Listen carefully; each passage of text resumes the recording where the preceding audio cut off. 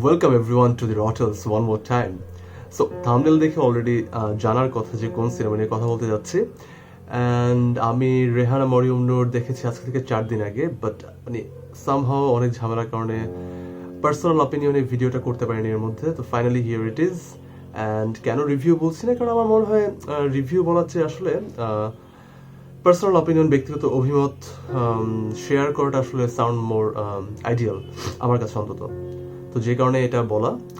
তো সিনেমাটা আমি যখন দেখি জাস্ট শেয়ার করে রাখার জন্য, ইন্টারমিশনের ঠিক আগে 15 থেকে 20 মিনিট আমার অফিসের কাজের বেশ ঝামেলার জন্য আমি ফুল কনসেন্ট্রেশন রাখতে পারিনি। সো ওই মোমেন্টে একটু concentration was lacking from my end, but still এবং যতটুকু মনে আছে, সো সব কিছু মিলে আমি এই পার্সোনাল অপিনিয়নটা শেয়ার করার ট্রাই করছি। So Abdullah Mohamed Saad is back again with a bang with his second film, Rehana Morium Noor, but still, Live from Dhaka is my favorite one. কেন সেটা আমি পরে বলবো। তো রেহানা মরিয়ম নূরে আমি জাস্ট একটু প্লটটা নিয়ে যদি একটু বলি। সো রেহানা, দ্য ক্যারেক্টার, রেহানাকে আমরা দেখতে পাই একটা মিডল ক্লাস ফ্যামিলি রিপ্রেজেন্ট করছে, একটা মেডিকেল কলেজের টিচার, যার হচ্ছে যে একটা ছোট মেয়ে আছে। মেয়েটাকে স্কুল থেকে আনানোর কাজ মোস্টলি করে তার ভাই, এবং তার পাশাপাশি রেহানার মা আছে তার বাসায়। তো এদের সাথে কন্টিনিউ একটা কমিউনিকেশন আমরা দেখতে পাই রেহানার সিনেমার শুরু থেকেই। আর তার পাশাপাশি রেহানার হাজব্যান্ড নেই, উনি মারা গেছেন মূলত ধরে নিয়েছি। আর হচ্ছে যে মোটামুটি এরকম একটা কাইন্ড অফ এনভায়রনমেন্টে আমরা শুরুতে দেখতে পাই। এবং মুভির শুরুতে আমরা দেখতে পাই যে মেডিকেল কলেজে একটা এক্সাম চলছে। ওই এক্সামের ইনভিজিলেটর হচ্ছে যে রেহানা হারসেলফ। তো রেহানা হচ্ছে যে একটা মেয়েকে ফলো করছিল, যে মেয়েটা হয়তো অসৎ উপায় অবলম্বন করছিল এক্সামে। তো eventually Rehana got able to track her and caught her doing that. Eventually তাকে এক্সপেল করে রেহানা, এবং তা দেখে ওই মেয়েটার আরেকটা ফ্রেন্ড তার প্রোটেস্ট করে, তাকেও রেহানা নিজের মতো করে শাসায়। এবং তারপর আমরা দেখতে পাই যখন রেহানা ওই দিন কলেজ শেষে তার বাসায় যাওয়ার জন্য বের হচ্ছে, যখন সিনিয়র একজন প্রফেসর ডক্টর আরিফিনের রুমের পাশ দিয়ে যাচ্ছিল রেহানা, তখন একটা মেয়ে ভয়েস শুনতে পায়, স্যার বলে ওঠে। তো এর আগে আমরা অলরেডি দেখি যে অ্যানি, যে ক্যারেক্টারটা, যে মেয়েটাকে এক্সপেল করা হয়, তার যে ফ্রেন্ড অ্যানি হচ্ছে ডক্টর আরিফিনের রুমে প্রবেশ করে, আমরা ভেতরে আর কিছু দেখতে পাই না। সো রেহানা সেই স্যার কথাটা শুনে থমকে দাঁড়ায়, ডক্টর আরিফিনের রুমে কান পেতে সে বুঝতে পারে যে এখানে কেউ একজন আছে ভেতরে, কোনো একটা মেয়ে ভেতরে আছে।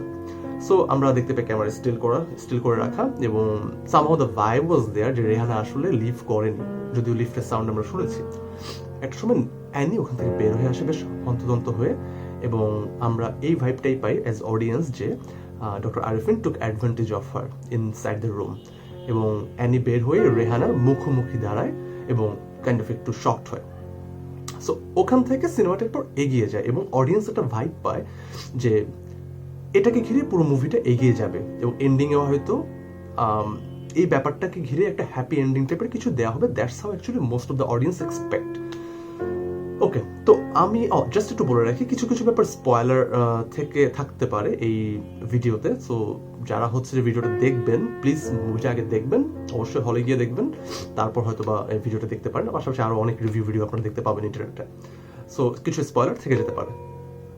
ওকে, সো এরপর হচ্ছে যে মুভিটা এগিয়ে যায় এই প্লটটা ধরে। বাকিটা আমি আর বলছি না, বাকিটা আপনারা দেখে নেবেন। That's what I expect. এখন যদি আসি ক্যামেরার যে ব্যাপারটা, সো শুরু থেকে শেষ পর্যন্ত আমরা দেখতে পাই যে ক্যামেরার যে ওয়ার্ক, হ্যান্ডহেল্ড শেক, সব continuous shake through the whole movie, এবং অনেক বেশি পরিমাণে ক্লোজ শট এবং মিড ক্লোজ শট এর ব্যবহার ছিল। So which was obviously purposefully done, এবং ডিরেক্টর তার গল্প তার নিজের মতো করে বলতে চেয়েছেন, নিজের চোখে যেভাবে সবকিছু উনি ভিজুয়ালাইজ করেছেন সেভাবেই দেখিয়েছেন। So I will completely kind of believe on Abdul Mohammad Saad in that case, এবং I think it justifies the whole thing. So ক্যামেরার কাজ সুন্দর ছিল, এবং আমার মনে হয় কানেক্ট করানোর জন্য যেভাবে ফ্রেমিং করা দরকার ছিল, কিছু ইন্টারেস্টিং ফ্রেমিং ছিল, এবং ক্লোজ শটগুলো বেশ ইফেক্টিভ ছিল। তার পাশাপাশি যদি আমরা ব্লু স্টোনের কথা বলি, তো যেটা হয় ব্লু স্টোন নিয়ে অনেকে কথা বলছে। সো যেমন আগের মুভিটা ছিল ব্ল্যাক অ্যান্ড হোয়াইট, এবং সাদ কাইন্ড অফ আব্দুল মোহাম্মদ সাদ তার কিছু ইন্টারভিউতে অনেস্টলি হি কনফেস যে there was an budget issue. So budget ইস্যুর কারণ ছাড়াও he actually wanted to visualize the Dhaka city as black and white. That's how he kind of fantasized it, visualized it, planned it for the audience, and so plus budget, so দুটো মিলে that's what he did eventually. এবং এখানেও আমরা মূলত বুঝতে পারি যে বেদনার যে রং নীল আমরা একটা কথা বলি, তো সবকিছু মিলে রেহানা দ্য ক্যারেক্টার রেহানা কিভাবে অ্যাকচুয়ালি তার পৃথিবীটাকে দেখছে নিজের মতো করে, রাইট? সো আমার মনে হয় ওই ব্যাপারটা এখানে ফুটে এসছে এবং উইচ কমপ্লিটলি জাস্টিফাইজ, এবং এটার জন্য, এটা বলার জন্য, এটা সাপোর্টে রেহানা ক্যারেক্টারটা নিয়ে আরো বলতে হবে, যেটা আমি বলতে যাচ্ছি। ওয়েল, তারপর যদি আমরা বলি যে আমি স্টোরি অ্যান্ড প্লট এই ব্যাপারগুলো নিয়ে আরো কিছু কথা বলবো, তার আগে আমরা যদি জাস্ট পারফরমেন্স নিয়ে একটু কথা বলি, রেহানা ক্যারেক্টারটার performance was mind blowing, was remarkable এবং মেমোরেবল। এটা স্বীকার করতেই হবে। এই ধরনের পারফরমেন্স আমরা অন্তত আমাদের বাংলা সিনেমাতে দেখে ইউজ টু না, এমন পারফরমেন্স আমরা হরহামেশা দেখি না। So obviously hats off to Badhon for her performance, এবং আমরা আশা করবো এই ধরনের চমৎকার পারফরমেন্স আমরা ভবিষ্যতে দেখতে পাবো। So she had to live in the character, she did the job brilliantly. বেশি আর এখানে আর বলতে চাই না।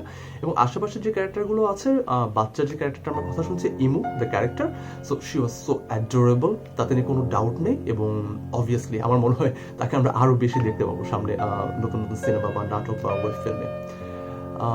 ডক্টর আরফিন ক্যারেক্টারটা ইন্টারেস্টিং, মানে একটা সময় আপনার মনে হয় যে he is the antagonist of the cinema, আবার একটা পর্যায়ে গিয়ে আপনি বুঝতে পারবেন যে আসলে ডিরেক্টরের অ্যান্টাগনিস্ট হিসেবে কাউকে এই সিনেমাতে দেখানোর কোনো প্ল্যানই নেই।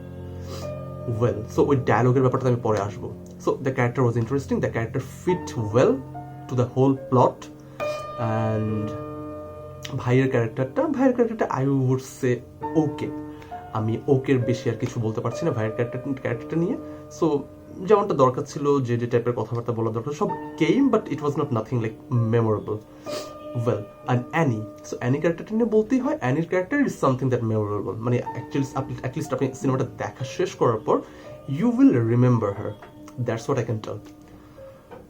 ওয়েল, পাশাপাশি আরো সাপোর্টিং কিছু ক্যারেক্টার ছিল, সবগুলো নিয়ে আসলে কথা বলতে যাচ্ছি না। তো এরপর যদি আমরা আসি, right, the plot and all. So আমরা যেটা বলছিলাম শুরুর দিকে, যে অডিয়েন্স হিসেবে আপনার মনে হবে ডক্টর আরফিন অসদুপায় কোনো একটা অনৈতিক কাজ করেছেন তার রুমে অ্যানিকে নিয়ে, took advantage of her sexually. So but eventually আমরা ওটা দেখি না, আমরা জানি না আসলে কোনটা সত্যি, মানে weather it happened or not at all. তো কারণ ওইটা নিয়েও ধোঁয়াশা সৃষ্টি করা হয়েছে সিনেমাতে। তো এর পাশাপাশি তো যেটা হয়, অনেক অডিয়েন্স সিনেমা শেষ করার পর আমি শুনেছি যে বলছিল এটা কি হলো বা কি করলো, কিছু বুঝলাম না, হুদাই টাকা নষ্ট। তো এটা কমেন্ট এসছে এবং আসবে, মানে এটা খুবই স্বাভাবিক। সো আমার কাছে যেটা হয়েছে, এবং আমরা মনে হয় যারা সিনেমাটা দেখবেন সবাই এগ্রি করবেন, পুরো সিনেমাটা ছিল আসলে was about the character Rehana, আর কিছুই না। মানে পুরো সিনেমাটা I would say you even forget about Abdullah Mohammad Saad. পুরো সিনেমাটা হচ্ছে প্রচন্ড পরিমাণে ক্যারেক্টার ড্রিভেন, প্রচন্ড পরিমাণে রেহানা ড্রিভেন। রেহানা কিভাবে তার পৃথিবীকে দেখছে, রেহানা কিভাবে তার সারাউন্ডিংস ট্যাকেল করছে, কিভাবে তার আশেপাশের মানুষগুলোর সাথে মেনটেন করছে তার রেসপেক্টিভ রিলেশনস, অ্যান্ড কিভাবে সে অন্যায়ের সাথে আপোষ না করে চলছে তার জীবনে। মানে এটা পুরো ব্যাপারটা হচ্ছে রেহানা কিভাবে তার জীবনটাকে দেখছে। সো মানে এই সিনেমাটা যদি আপনার দেখতে হয়, you have to actually see it through Rehana's eyes. আপনি প্রচন্ড পরিমাণে নিউট্রাল, প্রচন্ড পরিমাণে জাজমেন্টাল হয়ে সিনেমাটা দেখতে গেলে আমার মনে হয় there will be some conflicts. So I would suggest যখন সিনেমাটা দেখবেন আপনি সম্পূর্ণ রেহানার আঙ্গিক থেকে সিনেমাটা দেখবেন, এবং আমার মনে হয় তাতে করে বেশি রিলেট করতে পারবেন যে ঠিক আছে রেহানার জায়গায় আপনি কি করতেন, রেহানা এমন করছে আপনি কি করতেন, রেহানা তেমন করছে আপনি কি করতেন। সো এটা আমরা দেখতে পাই। রেহানা ক্যারেক্টারটা মাল্টিপল কিছু লেয়ার থাকে। আমরা দেখতে পাই রেহানা অ্যাজ মা, তারপর বোন, তারপর মেয়ে, তারপর টিচার। সো মাল্টিপল রোলস আমরা রেহানার মাঝে দেখতে পাই, এবং প্রতিটা রোলই রেহানা খুবই চমৎকারভাবে ফুটিয়ে তুলেছে। এবং পুরো সিনেমাটি ছিল মেনলি হচ্ছে রেহানা অন্যায়ের সাথে আপোষ করবে না, period. So that is the one liner for you. মানে যখন মুভিটা দেখবেন, সে অন্যের সাথে আপোষ করবে না, অন্যের সাথে আপোষ করবে না, এই জন্য সে খুবই সামান্য, খুবই সূক্ষ্ম একটা নকলের জন্য সে একটা মেয়েকে এক্সপেল করে, যেটা না করলে হয় অনেকে করতোই না। মানে আপনি বা আমি যদি টিচার হতাম আমরা হয়তো করতামই না, বাট রেহানা কোনো আপোষ, কোনো কম্প্রোমাইজ, জিরো টলারেন্স। 2, রেহানা দেখতে পারে যে সে বুঝতে পারে যে একটা অনৈতিক কর্মকাণ্ড ঘটে গেছে কলেজে। সো সে এটা নিয়ে তার পিছে লেগে থাকে, অ্যানির পিছনে, অ্যানিকে বলতে থাকে যে Annie has to complain, Annie has to complain, Annie has to complain. এবং অ্যানি যখন বলে যে সে করবে না, then Rehana decides to complain on her own. মানে রেহানা বলবে যে রেহানা নিজেই ওয়াজ দ্য ভিকটিম। সো আমি আবার বলছি, কিছু স্পয়লার চলে আসছে, সো আপনারা প্লিজ আরেকবার ভাববেন রিভিউটা দেখার আগে। সো ওই জায়গাতেও রেহানা কোনো আপোষ করেনি। নাম্বার 3, রেহানার বাচ্চা স্কুলে একটা ছেলেকে চিমটি কেটেছে, যেটা রেহানা আগে জানতে পারেনি। রেহানার বাচ্চা ইমুকে ওই ছেলে বাচ্চাটা কামড় দিয়েছে। আই এম সরি, রেহানার বাচ্চা ইমু একটা ছেলেকে চিমটি কেটেছে, and in return of that ওই বাচ্চা ছেলেটা, আচ্ছা আমি মনে গুলিয়ে ফেলছি, রেহানার বাচ্চা ইমু একটা ছেলের কাছে, সেই স্কুলে পড়ে, তার যে বাচ্চারা তার সাথে পড়ালেখা করে, তো ওখানে একটা ঘটনা ঘটে। আমি মোস্ট প্রবলি গুলিয়ে ফেলেছি, যে কারণে আমি এটা স্কিপ করছি। সো ওইখানে আলটিমেটলি দেখা যায় রেহানার স্কুল কর্তৃপক্ষ রেহানাকে বলে যে রেহানার বাচ্চাকে সরি বলতে হবে, আদারওয়াইজ তাকে একটা কালচারাল কম্পিটিশনে পারফর্ম করতে দেয়া হবে না। অ্যান্ড রেহানা ওটার সাথে আপোষ করেনি। রেহানার স্পষ্ট ভাবনা হচ্ছে আমার মেয়ে কোনো ধরনের অন্যায় করেনি সরি বলার মতো, এবং সেটার জন্য রেহানা কাইন্ড অফ মানে ওয়েন্ট টু দ্য এক্সট্রিম, মানে অ্যাজ এক্সট্রিম অ্যাজ পসিবল, মানে উইথ হার ওন কিড। তো সেই সিনটা দেখাটা একটু কষ্টকর ছিল, কারণ সবাই একটু কনফিউজ ছিল হচ্ছেটা কি। রেহানা নিজে অন্যের সাথে কম্প্রোমাইজ করবে না, তাই বলে বাচ্চার সাথে এমন কেন করছে। সো ওই মোমেন্টটা আপনাকে একটু পোড়াবে, আপনাকে একটু কনফিউজ করবে, আপনাকে একটু ভাবাবে যে আলটিমেটলি কেন রেহানা এসব করছে। তো eventually director actually kind of sticked to his thought or presentation or the idea of the film, যে রেহানা কোনো কিছুর সাথে আপোষ করে না, ইভেন সেটা হোক তার নিজের বাচ্চা। তো এইভাবেই আসলে পুরো সিনেমাটা এগিয়েছে, এবং আপনাদের কাছে মনে হতে পারে একটু অ্যাব্রাপ্টলি শেষ হয়েছে। সো সবকিছু মিলে মিক্সড একটা থট আপনার থাকতে পারে সিনেমাটা দেখা শেষ করার পরে। বাট আবারও যেটা বলছি, সিনেমাটা দেখবেন, অবশ্যই দেখবেন, বিকজ আমরা কথা বলার মতো এমন সিনেমা খুঁজে পাই না বাংলাদেশে। এখন হচ্ছে, I hope better days are coming ahead, এবং এই ধরনের কথা বলার মতো সিনেমা আমাদের আরো বেশি বেশি প্রয়োজন। তো সেই কারণে সিনেমাটা দেখবেন, এবং আমার যে সাজেশনটা, রেহানার চোখ দিয়ে পুরো ব্যাপারটা দেখবেন। মানে আমি টাকা খরচ করে আসছি, আমার মতো করে এটা হতে হবে, সো ওইটা প্রয়োজন নেই। নাও সবকিছু শেষে আমি যেটা বলবো, সিনেমাটা যখন শুরু হয়, শুরুতে যে ক্লোজ শট, মিড ক্লোজ শটগুলোর কথা বলছিলাম, তার পাশাপাশি সিনেমার একদম শুরুতে ঘড়ির কাটার টিকটক একটা সাউন্ড অনেকক্ষণ চলে, কতক্ষণ আমার মনে নেই। তো ওই একদম শুরু থেকেই না একটা সাফোকেটিং এনভায়রনমেন্ট বিল্ড হয় ওখানে, যেটা আমার কাছে ব্যক্তিগতভাবে খুবই চমৎকার লেগেছে, বিকজ আমি এই ধরনের ব্যাপার খুব পার্সোনালি খুব পছন্দ করি। তো যখন ঘড়ি কাটার টিকটক বন্ধ হয়, মানে ইট ওয়াজ লাইক রিলিফ, আচ্ছা ঠিক আছে, একটু নর্মাল হলো সবকিছু। তো এটা খুবই সূক্ষ্ম একটা ব্যাপার, বাট মানে খুবই মেজর কিছু না, বাট খুবই চমৎকার ইনপুট আমার কাছে মনে হয়।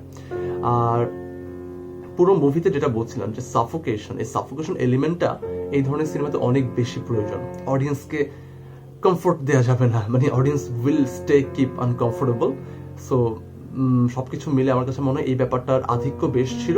বাট যখন রেহানা তার তার কলেজে তার যে ছাত্রছাত্রীরা যখন প্রোটেস্ট করে তার বিরুদ্ধে, তাকে রিজাইন করতে বলে, তারপরের যে সিকোয়েন্সে আমরা যখন দেখি রেহানা অনেক কান্নাকাটি করে, সর্বস্ব উজাড় করে দিয়ে কান্নাকাটি করছে, তারপরে আমরা যে সিকোয়েন্সটা দেখতে পাই সেখানে হচ্ছে যে একটা হসপিটালের সিন আমরা দেখতে পাই। রেহানা হসপিটালে আছে, অ্যান্ড ওখানে তার ফ্যামিলি মেম্বাররা ওখানে উপস্থিত আছে।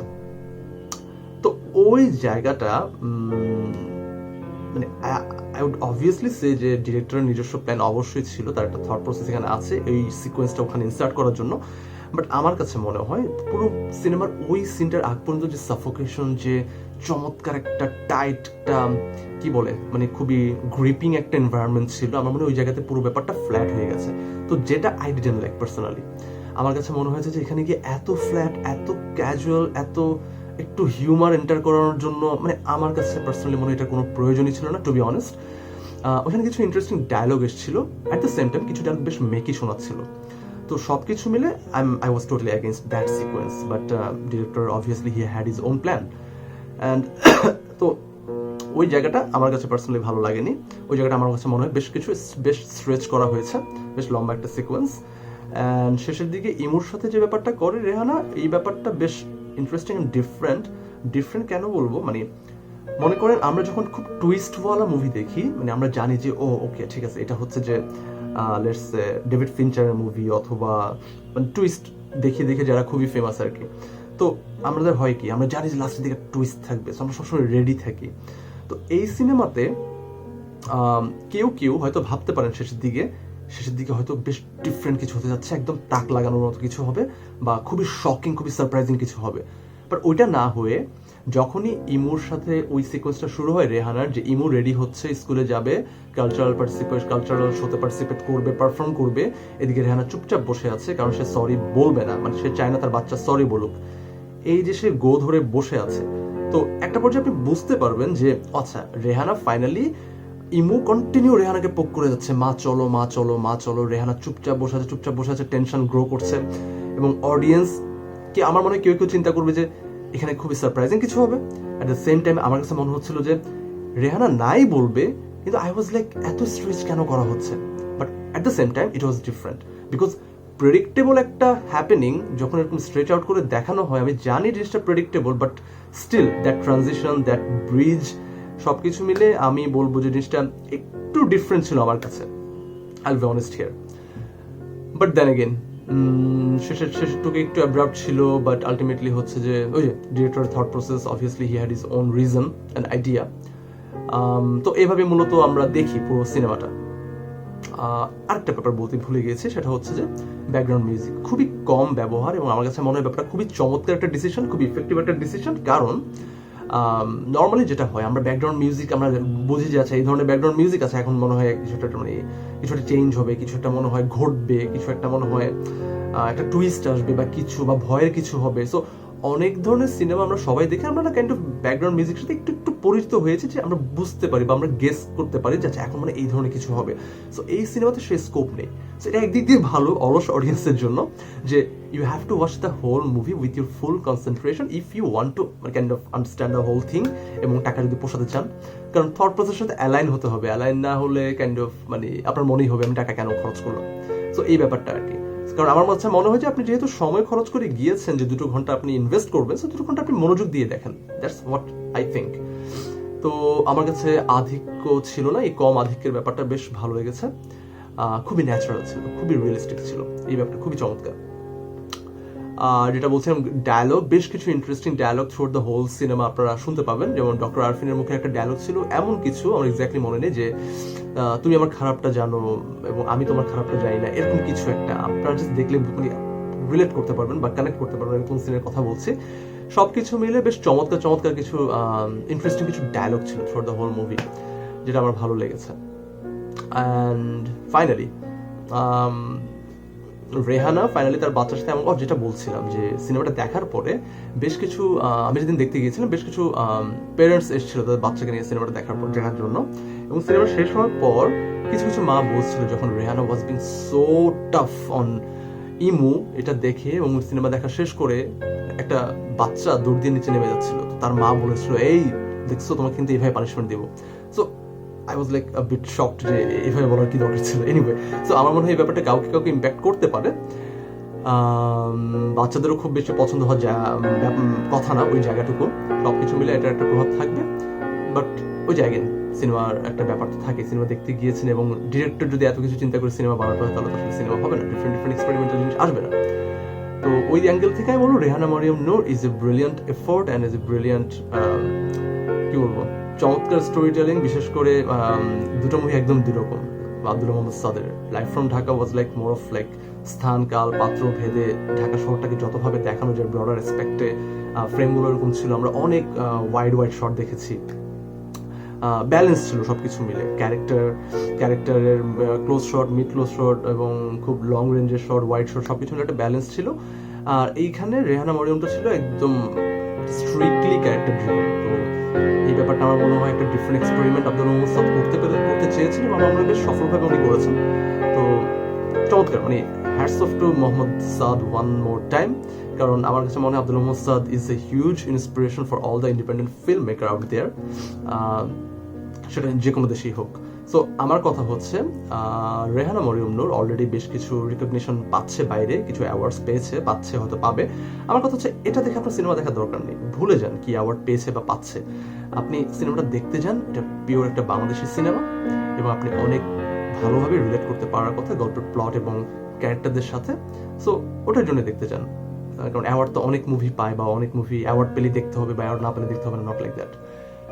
সো আই উড এক্সপেক্ট যে আপনারা সিনেমাটা হলে গিয়ে দেখবেন এবং হলে গিয়ে দেখে যার যার প্রতিক্রিয়া এবং সব কিছু আপনারা শেয়ার করবেন, বিকজ এটাও জরুরি আমার মনে হয় একটা ফিল্মের প্রচারের জন্য, আমরা সেখানে বেশ কন্ট্রিবিউট করতে পারি।